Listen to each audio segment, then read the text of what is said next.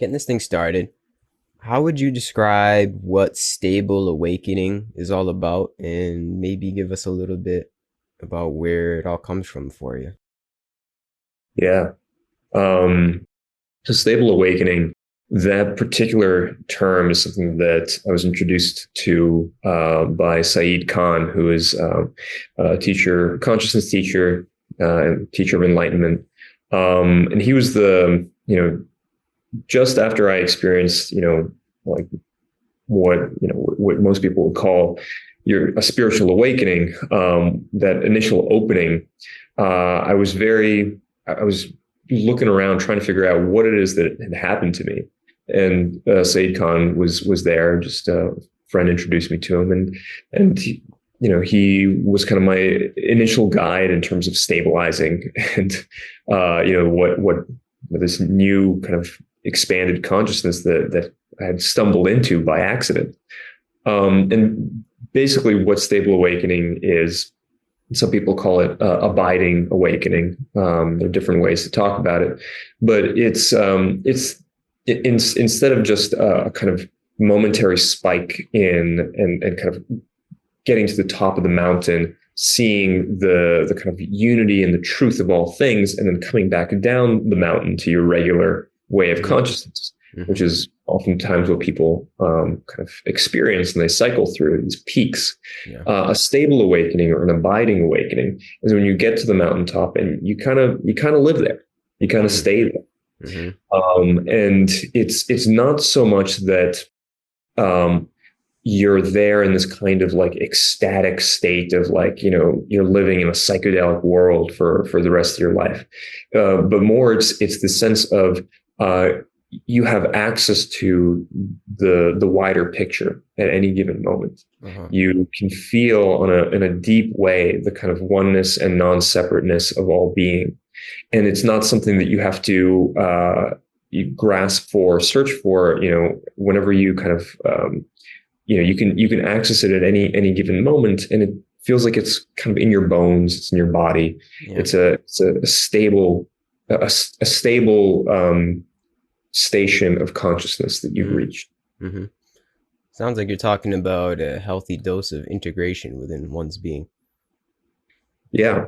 Yeah. It's exactly that. It's the integration of non-duality. It's making it part of the fabric of your life. Yeah. Pretty cool. Yeah. So it's really, in a way, demystifying this whole process, and living with that. So let me ask you that. How does our living maybe change from this? Does it change? Do we chop wood and carry water a little differently? Or is it the same process of chopping wood and carrying water? Is there any change in the non-dual living? That's a good question. That koan, that saying is so great. Right before enlightenment, chop wood, carry water. After, chop wood, carry water. And in a sense, I was talking to Saeed when I initially was investigating this. Like, can you tell who's had an awakening and who hasn't? And he said, from his perspective at least, it was like it's very hard to tell sometimes. Because oftentimes people seem, they seem like regular people. Yeah. But what I've noticed, at least in my own experience, is that there's a kind of lightness that comes with it. There's a kind of an ease and a flow, like playfulness. Yeah, it can show up in different ways. It can be a playfulness. It can be just a deep peace and centeredness in a person. They know, they know like who they are, so to speak, and beyond just like their name and their authentic humanness, it is including that and also beyond that. Yeah. Yeah, I mean, to your question, do things change? I think they do in subtle ways. I think people expect the change to be bigger than it is. Yeah. And when I was first going through it, I had a lot of turbulence and instability at first because a lot of, I'll be honest about it, the kind of like a messiah complex started to rise up in me. Yeah. And I think that that's something, that is pretty common in terms of going through a spiritual awakening in different forms. It's like we feel like there's this grandness to our lives and what we're meant to do now. Mm-hmm. But in many ways, that's I think just our ego complex trying to take what has happened, take this energy, and use it for its own purposes to really double down on the superiority Mm-hmm. of the grandness of the individual, as opposed to relaxing into this much more open and really non grand. My cat is outside my window. Causing some ruckus. Yeah, causing some ruckus. Uh, anyway, I don't know if I've answered your question or if you others are. Oh, I get it. We were on the topic of it's grand, yet it's natural. I do feel as though it is grand to be able to know that and have that revelation, right? But yet it's also seemingly almost contradictory, simultaneously not, because it's like, oh, it was here the whole time, you know? So it's like a grand revelation, but it's nothing new per se. It's nothing like we didn't add anything to our being. We just realized something. We just opened our eyes a little bit to be able to see what we are. And yeah, does that change how we act? I guess it's hard to generalize. It does and it doesn't. But I know that, the Messiah complex is very, very real. That's for sure. And I feel as though one thing that I've done, I'm guilty of, I think a lot of people are as well, is trying to evangelicalize this whole thing, like trying to spread Mhm. the good news. Like once you know who you are, you try to tell other people, but it's not that easy, really. It's really not that easy. You can't just say to somebody, "Hey, man, did you know that you're God?" It's not that easy. They won't just be like, "Really?" Yeah, maybe it depends on the person. Again, hard to That's generalize. probably the best reaction. Really interesting. Yeah, exactly, exactly. Um, I guess what's the point of the story here is yeah, because it's like we do want to spread, so we want to spread the good news, right? Because it's such a good feeling to know that, right? It's such like, oh, like almost like a sort of weight lifted off your shoulders so you can play. Like I said before, there is a sort of sense of play to this whole thing, maybe a sense of slight sense of comicalness to the experience that comes about. And for me personally, I feel like a mitigation of suffering in a way, just through a changing of perspective of who I am and what is suffering, who is suffering, right? And that's generally what I would like to bring to people, right? It's like, how can you not bring that to others? It's like, how do you not, if once you are on this wavelength, how do you ignore that? And the thing is you can't ignore that, but you also can't help others in that way. We all have to help ourselves. That's the thing. It's like we save ourselves to save the world. So there's only so much that we can do. We can guide, and I guess maybe that's what we're doing here. If anybody's resonating and they know what we're talking about and what you do on your channels, we can guide if others are willing, if they have their door open per se. But you can't become Jesus. you can't. You can feel like it. You can feel how Jesus felt, how Buddha felt, how all of these awakened sages felt, but you can't like save the whole world, unfortunately, or maybe fortunately. Maybe it's a good thing that one person isn't meant to save the whole world and we're meant to save ourselves. But there is a difference in how we chop wood and carry water. I feel it may be subtle, and it may be in the smallest moments of our life where it shines through. But I do feel as though once you know, you know, and once you know, you have a sort of, personally speaking, not saying anybody else should, but you have a sort of responsibility and obligation to the Dharma, and you have an obligation to others in the Dharma. But that's just how I feel. Do you feel like that slight obligation, like a slight obligation, maybe? Yeah, no, I do, which is why I talk about this stuff on my channel, Yeah. Mm-hmm. and why I work with people, like I work with people one on one who want that kind of guidance or want a little bit of guidance. Mm-hmm. And I do feel that obligation, but it's interesting because I was talking to a good friend of mine about this, and we were talking exactly about, like, yeah, like, you know there's there can be a bit of a trap in, as you were pointing to, looking at this obligation like an evangelical Mm-hmm. sort of, spreading the good news and trying to wake as many people up, wake the world up, save the world. Yeah. And there's a trap there in the sense of, it becomes this other burden and this other weight and this other thing that we can attach to. Yeah. Um, when in reality, as you were saying, like it's here all along.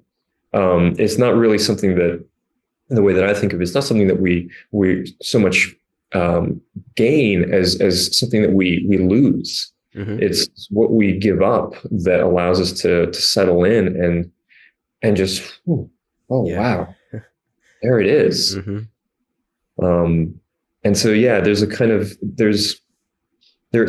pull. I think Adyashanti writes about it as like, what is awake is drawn towards that which is not awake.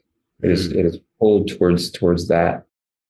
Um, and I think that, there's just a natural phenomenon that happens there that I think is different than a kind of evangelical obligation. Yeah. Very true. Adyashanti also says something along the lines of it goes from a personal will to a higher will, like some kind of higher, I don't know the exact wordage, higher will, like divine will, a sort of like collective will. Like there's still will coming about, there's still action being put forth through this vessel, but it just slightly changes toward different intentions, maybe like toward a different mission, you could say, it seems. Yeah, and it doesn't negate the will of like me having to survive and all of my cravings and aversions. Those are still present, but there is almost like, seems like there's something that transcends all of that. Some kind Mhm. of thing that is like makes all of the humanly stuff of Gary secondary. Like all that other stuff, all it's just noise. It's just noise. I really know what's beyond the noise. It's that higher will of the Dharma per se. Yeah. And once you see it, man, like I said, you don't unsee it. I can't wake up a day where it's not present. That's for sure. I guess once you get to the mountaintop, you always have that view. Even if you come down on the mountain, come back to the base level, you still have that. You still have that in your memory. This is a metaphor, obviously. You still have it in your memory of what it looked like on the mountaintop. You never lose that glimpse of the And vastness. that I think is the hallmark, one of the hallmarks, I think, of an awakening experience. What Mm-hmm. people talk about as spiritual awakening is like, you, even when you come off the mountain, and I have, and I do, like, I don't pretend like I'm, at the top of the mountain all the time. I'm Mm-hmm. not.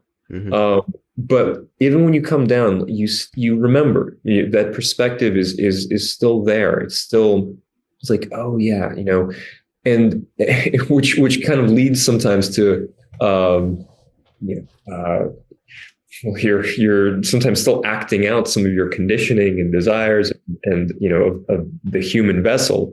And meanwhile, the larger picture, and there's sometimes incompatibility there. Mm. Uh, but that's just, it's, Adyashanti, writes about the need to continue to let go of, and loosen our attachment to some of, these really old habits and structures that we've been carrying with us all our lives, and opening ourselves up to more and more that divine will, that universal Mm-hmm. way and flow. Mm-hmm. Yeah, universal will. I think that's actually the terms that he used. I don't know. It's hard to say. It's hard to say that any term. There's a lot of different terms for it. The Holy Spirit, one could say, but yeah, there is an opening Right. towards some other force, some other intention in one's being. And you said a remembrance too, right? It's like You always got to remember. I feel as though every good teaching, every solid form of guidance, really, at the end of the day, is just a remembrance. Once one Mm, has had it, right? Once one has been to the mountaintop, um, at the end of the day, every form that Dharma takes is just a giant remembrance and reminder for us of how the mountaintop looked, per se, mm. what it was like at the mountaintop. And yeah, You I know, guess that's the work. Go ahead. What are you gonna say? it's interesting. I've been thinking about that, the last few weeks, just how um, there's this thing that happens when people talk in this kind of, I don't know, talk about philosophy or sometimes politics, or they talk about truth in this sort of way that it's like some person says something, but then it causes somebody else to say something, and it's this back and forth dialectic, and that's a very different way of trying to talk about truth than I think what I prefer, which is, you say it, and then afterwards there's just a silence, Hmm. and Hmm. nobody says anything in response. Nobody says anything in contradiction. And in fact, if anything, somebody says something to deepen into that. Oh, Yeah. well, instead of a but, they're saying an and. Ah. Yeah. Um, Yeah. and I think what it's getting to, what's happening there is what you're saying is like there's something in us when we hear the real truth. It's a remembrance. It's like, oh yeah, I already knew that. Deep down, somewhere inside of me, I already kind of knew that that was true. Hmm. And it was that silence is an acknowledgement and a sinking in of that. Yeah. Yeah. Well said, man. Yeah. An and rather than a but. That's good. Yeah, it's like rather than a competitive argument in a way, trying to figure out some problem, it's more of just like an expansion into the silence. It's a cooperation into the stillness. That's interesting. Yeah, it's making me not want to say anything now. At the end of the day, there's only so much one can say. Sometimes I wonder why I come on and do these things, because it really is the truth, man.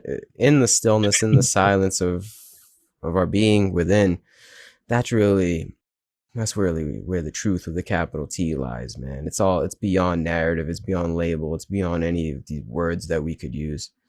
When you just sit down and breathe, close your eyes, breathe deep, that's where you feel it. That's where the mountaintop sits within one. It's very true. Mm. See, I was gonna ask a question and I already lost it because it's like, oh, whatever. I had something in my head, it's gone. It's But gone. you know, well, there's a question, that comes up for me is like, okay, yeah, well, why do we do this? Like, why do we why do we talk about this kind of stuff Uh, on our channels and with other people in our lives, presumably? I don't know. Um, I've wondered that. I mean, do you have an answer for that? what comes up for me is it's like it's fun. Like, Exactly. Yeah, I was gonna say that. I just like doing it. yeah, there's Hmm. just an enjoyment to it. There's a joy of talking about this. Yeah. That like nothing, I love a bunch of different things, but this brings me real lightness, real joy. Yeah. Exactly. Seriously, I don't know why, and I think it's really because it's like a meditation for me. And like, even though we are speaking here, there's still some kind of essence that I find when I do these talks, where it is a flow state, where it is a sort of stillness in the moment, but yet the words just flow out. It's hard to explain. It even goes beyond thinking. Like the way that I do these things is sort of beyond thought. I enter this flow state within these talks. And I don't know, I just find that as a sort of sadhana that I enjoy. I recommend anybody listening to this try it out yourself. You don't even have to have a YouTube channel or record anything. Just try and have a good conversation with somebody else and really inquire, not an argument, like really inquire with each other. And you'll come to find it's very fruitful, it's very insightful for that sense of stillness within. It seems counterintuitive because it's like all you guys are doing is just talking about label after label, narrative after narrative. But no, there's something different. There's something different. We're not talking about the Red Sox here, you know. Not that there's anything wrong with that, but we're like, so you know the essence of, I had this conversation with somebody yesterday and they brought this up to me, like, you know, the essence of self-inquiry, Advaita, pretty much. It's like you ask yourself questions, you just keep you just ask, like, who am I, where am I, what is this, blah blah blah. Well, it's cool to like self-inquire with somebody else, genuinely self-inquire with another being. And if Mm. two or more beings are on that same wavelength and that same intention, it can be very powerful. And you can kind of like fill in each other's gaps in your own self-inquiry, you know, and reflect upon each other. So that, in a way, is like it's a sort of, I was gonna say, expedition to self-inquiry, but I don't know. It's just like another layer and another practice of it. It's very Socratic in a way, you know. It's sort of like what they were doing back in the day before they had microphones and cameras, you know, just sitting around and talking about stuff, talking about philosophy and just asking the right questions. There's just something that's quite hard to explain. I'm figuring it out as I go, but it is very meditative about this whole process. Yeah. Hmm. That's interesting. I it's kind of inspiring me a little bit in the sense of, yeah. Usually, what we do when we talk with somebody else is we say what we know, what we think we know. Yeah. But what if we were to engage in a kind of inquiry of like, what don't you know? What don't I know? And Exactly. like just Yeah. like have that as the entry point where both people are Mm-hmm. Yeah, honest. that's it, man. I think that's it.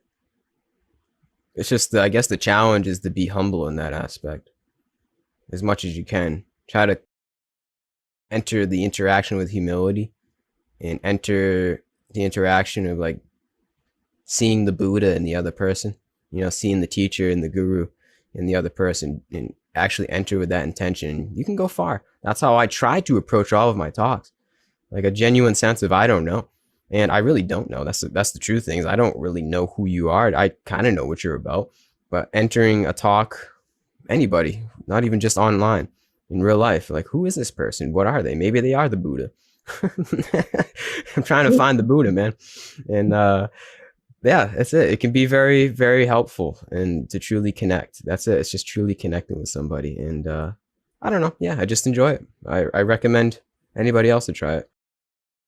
I don't know. I don't think it's for everybody, but there is something powerful about just self inquiry with others. And I think there's other terminology for it. I think there's, you ever heard of circling? Like a kind of Heard of it, discussion. yeah. Yeah, I think that has this sort of same flavor.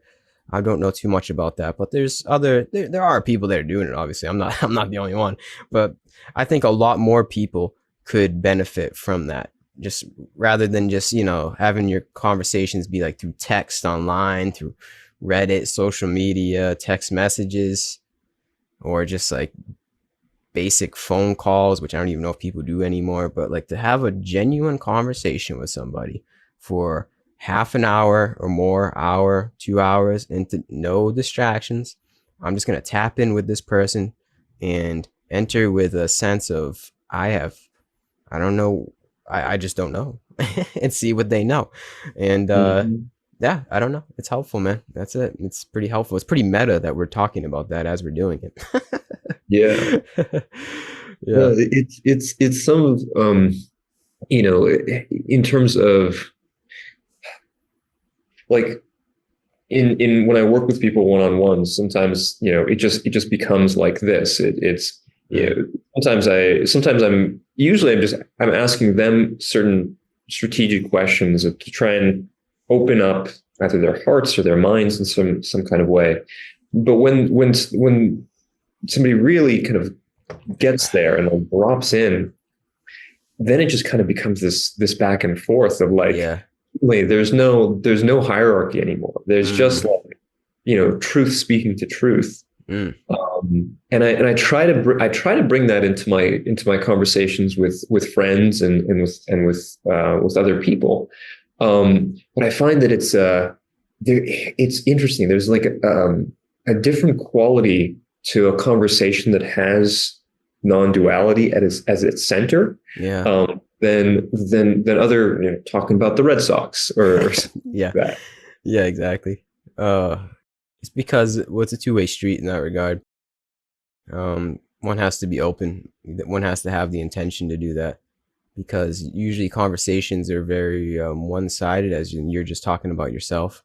And if you really want to connect with somebody else, you have to open yourself up, and the other person has to open themselves up, and then yeah, it creates truth speaking to truth. I like to say it almost creates one mind somehow, some way. It creates this one mind through time and space. Like, yeah, it can happen locally. If anything, it's actually more powerful locally. But I feel it, and you probably feel it too in your one-on-ones. Like, you're connecting with this person, and you're not in the same room. You're miles away, and somehow, Hmm. some way, like in the ethers. I don't know if you want to even call it that. I don't know, but there's some kind of non-local connection that you're making with somebody else, and that is pretty powerful and gives me proof that we are somehow all this one mind. All 8 billion of us on Earth. Earth is the one mind. The universe is the one mind. And locality and time doesn't really matter. We're all just like this sort of, I don't know, just some frequencies, man, interacting with each other. And distance doesn't matter, because I can feel it. Almost like telepathy. But it's not telepathy as in like I can read your mind. Mm. It's not like that, but it is. It's just congruence with one another. It's hard to explain. Hard to explain.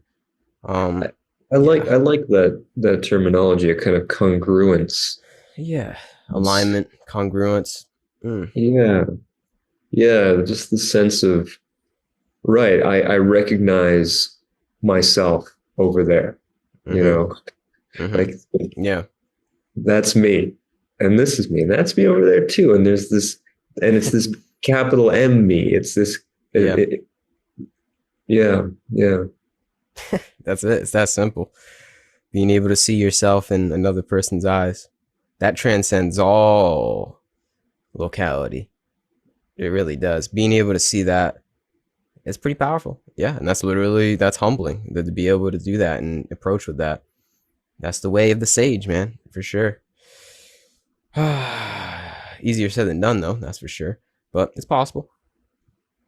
I think that's Mm. why we do the work. I think that's where it's all leading us to eventually. If there is a goal per se, or somewhere where this is all leading, it's not all just us having fun and trying to look cool on the internet. It's awakening of all of us realizing that we are all one. We're all in this together. We've all heard it before, but I think it's actually becoming a reality and a possibility, where every single human being is able to see each other in each other's eyes, to be able to see the capital M me, the capital S self within one another at all times. We don't lose necessarily our sense of self, as in my Gary sense of self or Daniel sense of self. It's just that we are able to cooperate and work more according with that. It's a both. It's a simultaneous play that I feel as though we're moving toward, because the paradigm is a little bit too much caught in the egotistical self. That's the popular paradigm of where we're coming from, like a sort of almost a sort of solipsism, like all me, all mine. It's just the universe revolves around me, and that's it. But now we're opening up to like, oh wait, we're all in this together. Slowly but surely, I think this is where the path, in a very integrated and practical way, I think this is where the path is leading us to more of a collective cooperation with our community, and ideally establishing some kind of worldwide community, like a worldwide sangha, someday in the future. And yeah, I think that's where it's going, man. It doesn't sound like that crazy. Like it actually sounds pretty practical. It actually makes sense, I feel.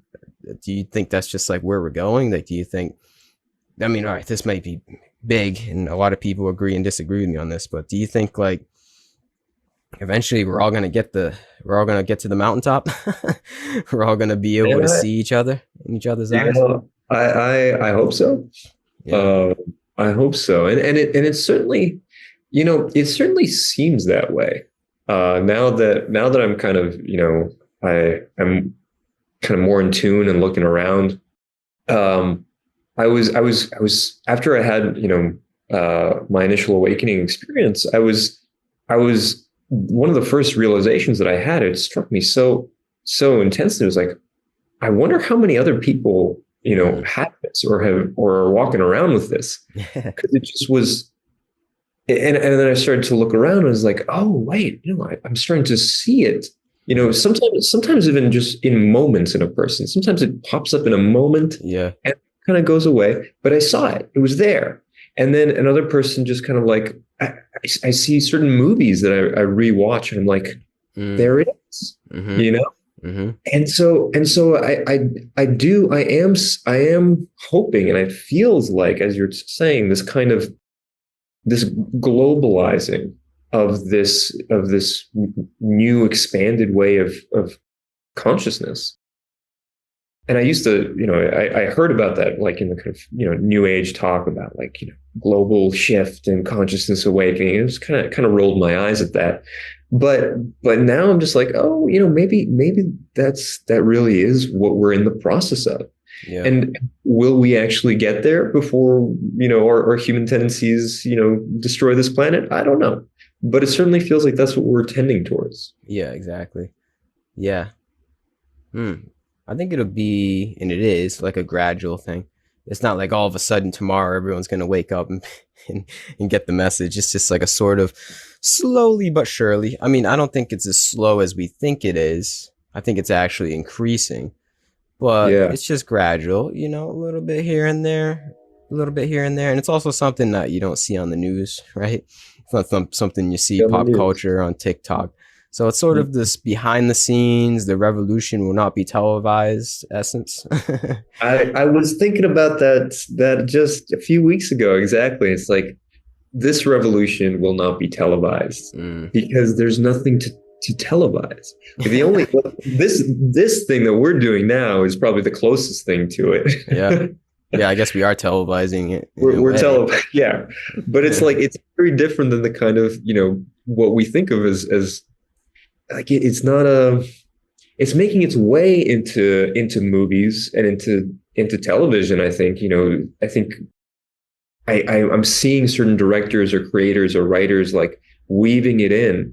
Um, but yeah, like unless you know what it looks like, unless you know like the feeling of it, like you're not going to see it until you see it. Yeah, exactly. I Yeah. mean, the biggest example of that for me is going back and reading the Bible, because before this Mm, whole thing, I was on this wavelength.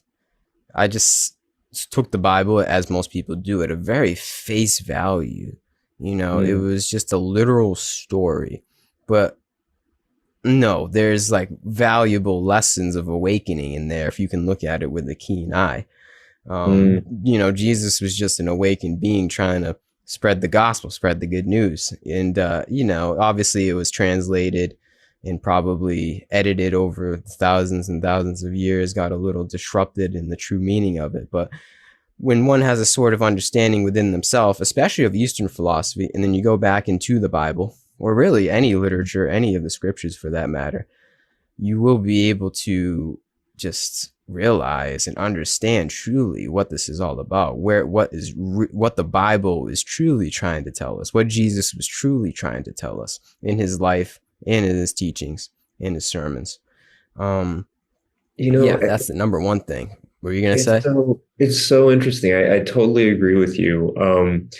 Where I've been having that same kind of aha moment is I'm going back to philosophers that I used to really be into, Oh yeah. particularly the existentialists. Mm. And right now, reading I and Thou, Martin Buber, who's a Oh. Jewish philosopher and mystic. Mm.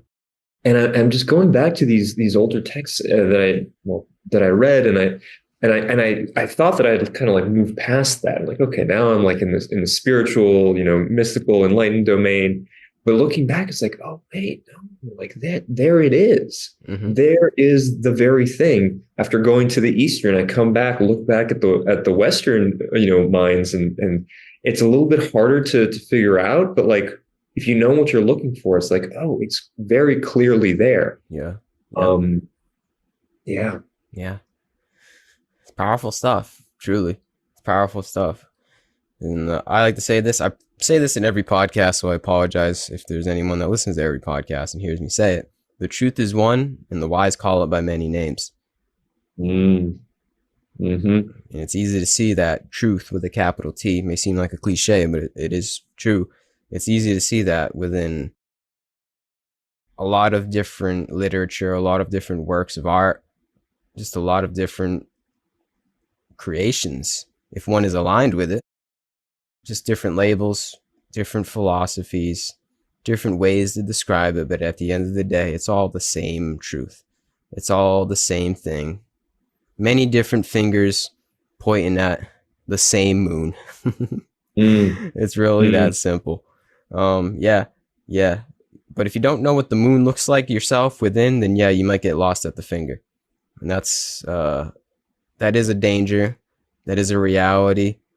But I don't know. I guess that's just part of the process, recognizing what is not what is not the moon in order to realize what is the moon, you know? So Mm. yeah, yeah. Um yeah, powerful stuff. Powerful stuff. I sometimes even see it in like cartoons, you know, Mm. stuff that was like I watched as a child and then I watch now and I'm like, whoa, you know, like they were talking about this. It's like this very subtle messaging, you know, very like what's that word? Where it's like behind the scenes messaging. Subliminal. Subliminal. Yeah, like very subliminal teachings that are within a lot of the works of art that we find. And maybe that's why it resonates. Like even if you don't understand it, right, at a literal level, maybe there's a part of us. Maybe even if you don't have that understanding within yourself, right? Because none of us really have that. Like we're all deconditioned out of that. But we were all born in that state. We were all born naturally pure with that understanding.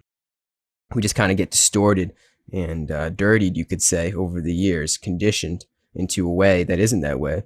But maybe there's that part of us somewhere deep down inside that still resonates with that, even though it may be not quite integrated in one's being, even though it's like may just be seen as some sort of entertainment. There is probably something that still resonates, even if one doesn't understand within themselves. I still think the truth, no matter what, is resonant in all of us because, like I said, we all know we were all born we were all born with that. You know, we were all, you know, we weren't distorted from birth. So there has to be something, like even if you don't like why is Christianity so huge? Even though it's taken as a form of dogma, there's still like people that resonate with that story, even though it is a distorted sense of the story. I still think no matter what, the truth is resonant. And Mm. I don't know. It's just I don't know. I don't know what my point of the story is. I guess no matter what, I guess good art, good creation, good works, good writings, good speeches, whatever it is, even if it is just a finger pointing at the moon to somebody, there is still the moon that is there. Even if one doesn't see the moon is still the moon, as in truth. The moon is still being transmitted, and there's something within oneself that resonates with that. All of us, every single human being, I think, has the ability to resonate and the capacity to resonate with that understanding. Even if one doesn't understand it themselves, there's still something that's knocking at the door.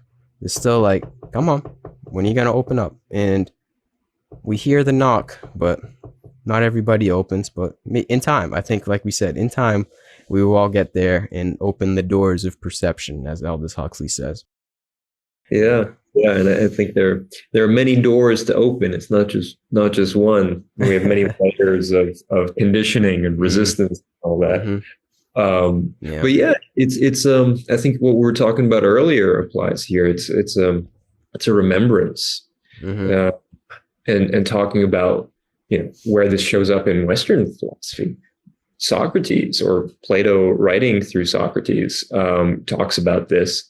I remember reading it in college, and I thought it was kind of ridiculous at the time, but like any true knowledge is really a form of remembrance of what was it called? I think anamnesia, like the opposite of amnesia. Hmm. Doing that forgetfulness, Hmm. which is actually also shows up in Gnostic literature, early Christian Gnostic literature, where the idea is that we come to this world as a spark, Yeah. or we have a spark of the true divine within us. But as soon as we enter into the world, we forget why we came, Yeah. and and their whole purpose, the whole quest of our time here is to remember why we came, and carry out this, that intention. Yeah. To know thyself. It's the hero's journey. Yeah. Mm-hmm. Yeah. I think the Gnostics are actually more aligned with true Christianity. Yeah, yeah, and it's funny because like they saw, you know, I love the Gnostics because the Gnostic myth, the very basic Gnostic myth, there are various variations on it, but it's just like the idea of the demiurge as like this false god that was created by Sophia, this other divine being, trying to understand the true God. The true God being just this formless like being of everything. Mm-hmm. But in trying to understand it, Sophia, the metaphor for wisdom or for intellect or mind, tried to understand that true God and by accident created this false God, which is exactly what happened with Christianity, with let's say with Judaism as well.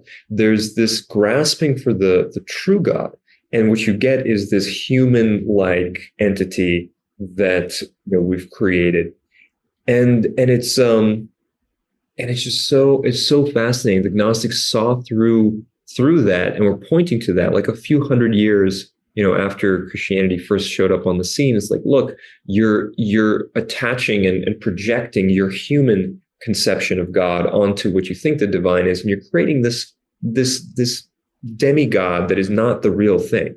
Yep. And which is what we've been so much of society has been worshiping for thousands of years. Yep. False idols. Mm-hmm. Mm-hmm. Yep. Anthropomorphize, is that the word? Yeah. Yeah, Anthropomorphize. yeah, Yeah, that's what we did. Mm-hmm. Yeah, there's a reason. I'm pretty sure the Hebrews, the classical Hebrew, they don't even say God. It's just GD. You're not, to take away the conceptual aspect of the divine. In other words as well in Hebrew, it's almost like they take away letters so that you can't make it a word, so you can't make it something. Because essentially the ultimate is the ultimate. There is no something. There is like, it's not to be something, you know. In any They're word. almost trying to take the word and make it into a pointer. Yeah. Yeah. Which really that is the purpose of the word, the symbol. Yeah. It's supposed to stand for something. Yeah, it's interesting. So you make a word that isn't a word. That's very Zen, actually. It's like almost like a koan. That's funny. That's actually really genius. Yeah, let's just not make it a word, so they don't get lost at the word. That's good. Yeah. Yeah. Hey man, this is good talk. I'm at a loss for words. There's only so many words you could use to the ultimate, that's for sure. Yeah, very, very many words, and there will be many words in the future. You about to say something? There's something. Well, there's something that I've got a little bit more time to talk. I don't know how much you've got. Yeah, we can probably start to wrap it up. But there's something that you mentioned earlier on that I think might be a good way to kind of bring it back to where we started, which is this question of what changes practically when we start to see and experience the world in this way. And in a sense, yeah, you still have to chop wood and carry water in a very practical way. But I think you're right that like the way that we chop wood and carry water is slightly different. Yeah. There's a kind of there's an ease, a peace, an alignment, an awareness, a consciousness that this is I'll speak about myself. Like I wake up every day. I go to my office. I do my work. I pay my bills. I do this stuff. Everything that I used to be doing. But the more that this matures in me, the more I can start to see that every one of these tasks, I can find the light in it. I can Yeah. connect to this larger experience of oneness. And even, and I think, we were talking about movies, Everything Everywhere All at Once, Oh, that's awesome. Mm-hmm. amazing, right? Mm-hmm. And the fact that one like best movie, like I think is showing that there's a consciousness shift that's going on. Mm-hmm. But what I love about that movie, so many things I love about it, but one of them is like the whole premise and how they described it before it came out. It didn't have any description except, a woman goes to try and file her taxes. Like they Mm-hmm. didn't tell anything else about the movie except for that. And that's essentially what it is about. Yeah. When we Wow. think, Yeah. Yeah. and they find all of this meaning, all of this truth in that premise. That's so poetic. Wow. That's really good. I'm gonna have to go rewatch that now. Mm-hmm. That's good, man. Yeah, that's an awesome movie. I recommend that to anybody listening. Go watch Everything Everywhere All at Once. That is like A1. That's my top 5 up there for Mhm. movies. I watched that and was like, wow, this is like a work of art, man. This is more than just like another Marvel movie or something. This is profound. Yeah, man. Just trying to do our taxes, that's for sure. It's very true. This is I guess that is the stable awakening, that is the integration, is being able to see the light in the midst of our taxes, in the midst of us in traffic, in the midst of all of the seemingly human stuff that goes on, the ups and the downs, the twists and the turns, everything that makes us human, pleasures and aversions, being able to remember the light at all times. Not saying I'm there, not saying I'm perfect, but I guess that's where we're working toward, an integration with the light in all of the aspects of us being human. Yeah, man. Everything, everywhere, all at once. On that note, hey, I think this was an awesome talk. I think we can wrap this up. Do you have anything else you want to say? You just want to keep it at that? No, no. Yeah, if anybody's interested in my channel, Stable Awakening, yeah, and I love talking with people, meeting with them, working with them. Anybody that's looking for a little bit of light, a little bit of a reminder of the thing they already know. Exactly. I'll link everything down in the description for anybody that's interested. But yeah, keep doing your thing, Daniel. I can tell you're very grounded in your sense of understanding in this. This was a very, very easy, intuitive, flowing talk for me. So yeah, keep on keeping on. I wish you all the best, and really thank you for coming on here, sharing your time, effort, and wisdom with me and anybody that listens. Absolutely. Thank you, Gary. Thank you. Peace and love. Peace and love.